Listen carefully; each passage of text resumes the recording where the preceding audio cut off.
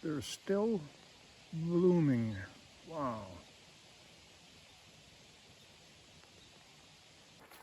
It's right at its peak.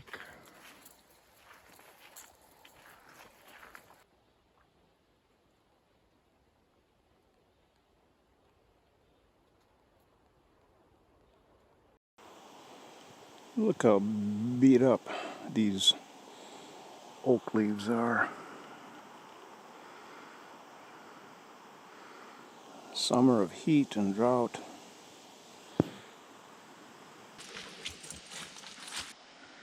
The flying insects are not finished yet. I was pulling weeds on the north side of the garage. Landscape fabric there is failing up against the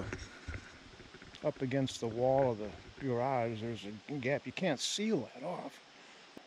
And so there's weeds growing out of right next to the side of the garage. There were some there last summer, but not nearly as many. Now I'm trying to think, what do I do? How do I lay landscape fabric in there that it will seal? Worry about that next year, right? Beautiful afternoon. About 64 degrees, dry. I don't remember what it looked like a year ago. I know I must have photos of it or a video. In the fall 2 years ago when we started out in late April, early May with it absolutely plumb full. What did it look like in September of that year? I miss it.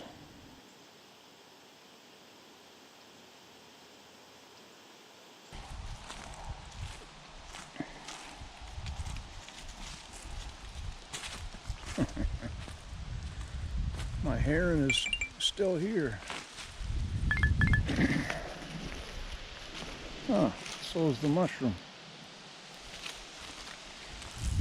When they left yesterday, we had gotten this fairly well set for being on its own. But after they left, I came down and thought, oh, I don't want to go in the house and just forget about it. So I got the hose out and sprayed it down all the way around and onto these stumps. They were red hot, glowing practically. Got them all cooled, wet down, sprayed all around the perimeter, and that worked well. Obviously, the woods didn't burn down. But we were noticing yesterday that these things are leaning more and more and more. They are attached to each other. They were moved in here.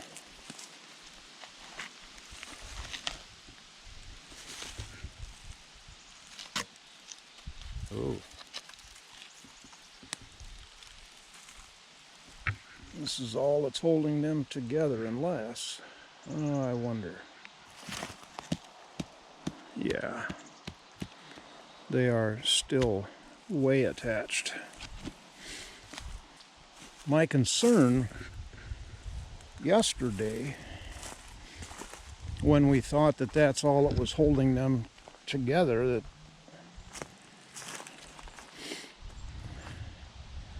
I don't want either one of these to fall inward, because then they'd be burning for a week.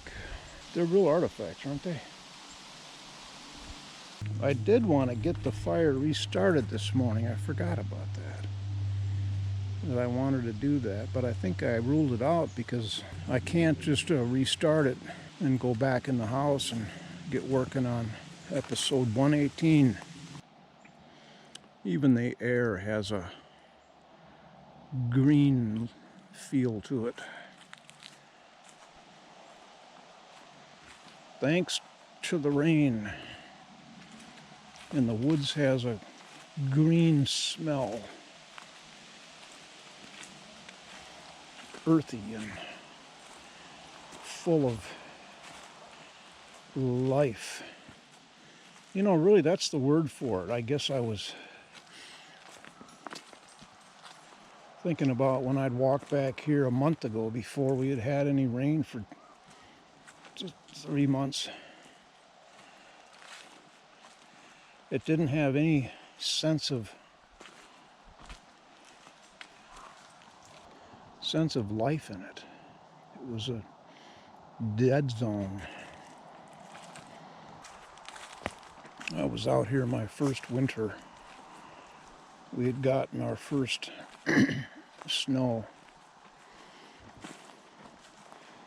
But it was walkable. It wasn't that deep that you couldn't get through. And these oak trees were absolutely beautiful. I ought to post one of those photos here. I'm doing that as we speak. It's gonna show up right now.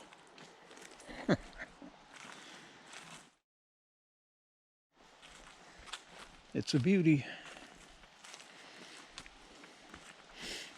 I've been thinking also how 2 years ago I didn't have any way of photographing nearly as the variety I can do now. All I had was a heavy full frame camera, and you can't handhold it because there's no image stabilization. Doing a walk around like this is impossible with a camera like that, and it weighs so much you can't really hand carry it. Well, you can, but it's, yeah. And then along came the GoPro about 13 months ago. Oh man, it opened up the whole world to being able to bring the camera with on things just like this. I can walk and talk at the same time. And that's just about when I discovered that the cell phone camera and video capabilities were far superior than I knew. I was used to my first, well, not my first, but my first cell phone, smartphone, was an LG Sunset. It was $80. Did video awfully, horribly, disgustingly, and it took still images, of course. Those weren't as bad, but so I just translated my expectations for cell phone photography to the new cell phone, iPhone 6. And lo and behold, I had it for 6 months at least, more 9 months, before I learned that it was really capable, and I could have been using it for this sort of thing. So overall, I've got much more capability to record, create content. Well, sweetheart, what time is it getting to be? Dinner time for, well, she's licking her lips. 4, 5, 6. back in high school. Go to the high school hockey game in the field house. And the cheerleaders are down there on the ice, cheering us on, leading their chants. Let's go, Leski Eskio. I didn't know what the hell they were saying for years. We were up in the bleachers yelling our own chants when something went haywire with our team, and the ref called a penalty. We'd yell out, "Elevator, elevator, we got the shaft." That was very clever. I was wowed by that. One of the other ones was, "Get the puck out of there." We were highly creative senior high school boys. We called ourselves the boys. 8 of us. So much this is a whole different world now than it was culturally, societally, civically. What was that? 50 years ago. Oh my God. Graduated in 70. 2 years after that, 3 years after that, I was very interested in photography, and I got a job at our local daily newspaper in the press room. They were running the presses, inking, re-inking, changing ink. And on weekends I was able to do some freelance photography for them. They had one photographer. His name was Larry Perlberg. I was so jealous of him. The editor had me go out and do this and that. It was for free. I just got my name in the paper for a credit. I was overjoyed. I was on fire. Then Larry Perlberg got offended by something that the newspaper did or required of him. He was a real slack job. He did some nice work, but he wasn't passionate about his work, about photography. So he quit one day. Well, who do you think they asked to take over that job? Me. Oh my gosh, I was finally on board as the photographer. But I remember going to hockey games, both college games and high school, and I would pull up outside the arena and in the special reserve section for the press. That got old. All of this got old really quick. You know, the first week or two, or wow, I'm a big shot. Go in and photograph the hockey game. That was in the days when you had a manual camera. I did. Everybody did. There was no such thing as autofocus on cameras. I'd use a short telephoto lens, and I got really good at focusing the action. Sometimes I would pre-focus on one area that there was usually action, so I wasn't just madly focusing as guys were, skating around. Focus on that one area and wait for the action to happen there. I wouldn't be there the whole game. It would be the 15 minutes, half an hour, I think, at the most. And then in the morning I'd go to work and develop the film and find a somewhat decent photo and print it out, hand it over to the sports editor, of which there was one, Jim Carrington, a local legend. He had been doing that job since the 1930s. Not really, but close, actually, when I'm thinking about. He was a long time guy. I don't know what got me started on this. It's been fun reminiscing about it, though. One day in August, or one night in August, we had heavy, heavy rain. Over 7 inches of rain came in a few hours, and got to work in the morning, and I was quickly told to go north on highway, whatever it was. There's culverts washed out. There's chaos and mayhem and madness. So I drove my 1969 Ford Galaxy Automatic up the highway, and yeah, I found a washed out, or a washing out culvert. Went a few miles farther north, didn't find a whole lot more that was photographic.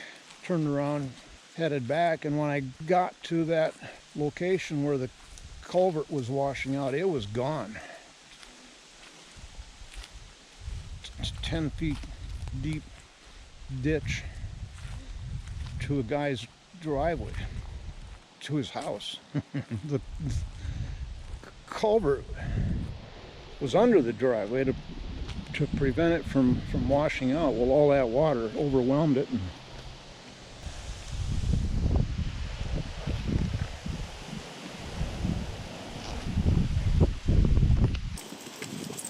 what on earth? God almighty, into the garage. It's a dead end, sweetie. I haven't seen her do this for months, years.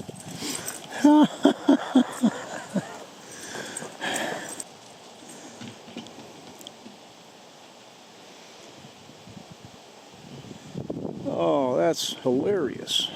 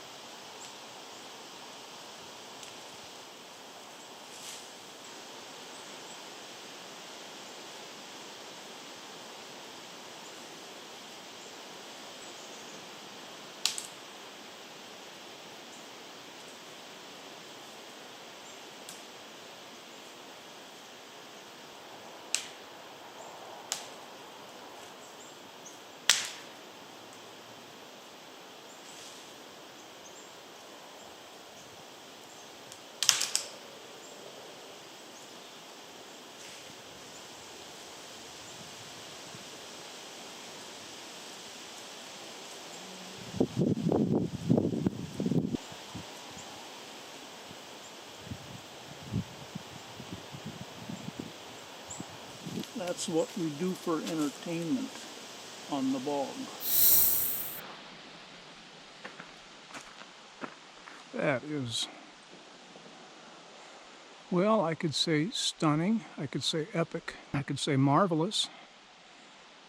That doesn't quite have the punch. Astounding, heavenly, supreme, fantastic. All of those wrapped up in one. She has discovered something in that side of the road that every time we go by, she has to go down in there and root around and forage. Onward we go.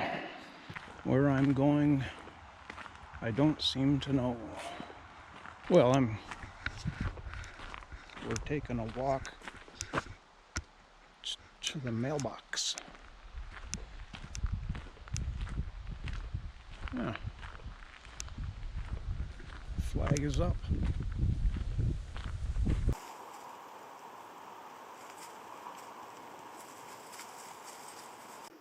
They are coming along. One on the right was the first one a few days ago. The ladybugs have started their fall push to get in the house. It began about a week ago in a minor way, which is how they do it. They want to sneak up on you. That's why I sealed the main south door and the west door, and I think that's going to be very effective. And the flies have started congregating on the screen of the south door. When I have the inner door open, it's a little bit warmer inside, and the warmth, they sense that warmth. coming out through the screen. This afternoon I noticed on the west windows a lot of ladybugs just walking back and forth along the screen. So now when I want to go out,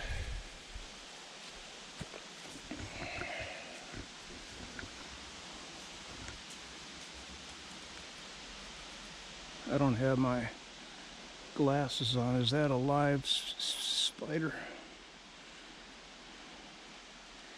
Oh, now I've done it. I open and slam the door, the screen door, very quickly to get them all off of there. Then I get out the door quickly. It's quite a phenomenon how they gather in the fall, flies and ladybugs. And I've talked about 3 years ago, my first winter, the house was loaded. Where they hid, I don't know, but I would kill half a dozen every week of ladybugs. Well, last year the flies were making me crazy because they were buzzing from somewhere in the house. You could hear them. Didn't know where they were. They weren't on the windows. Is there a huge nest of flies in this house? And then finally I looked up at the awning windows on the west side, up high. There they were, a dozen or so between the two windows. Well, what are you going to do? Could have brought in the extension ladder, set that up, and gone up and what? Used a fly swatter on them. It took a month and a half, 2 months. My only recourse to deal with the flies was wait for them to fly down from the windows up there and get themselves swatted on the eating bar or on the kitchen counters. So that was a fun project, long-term project.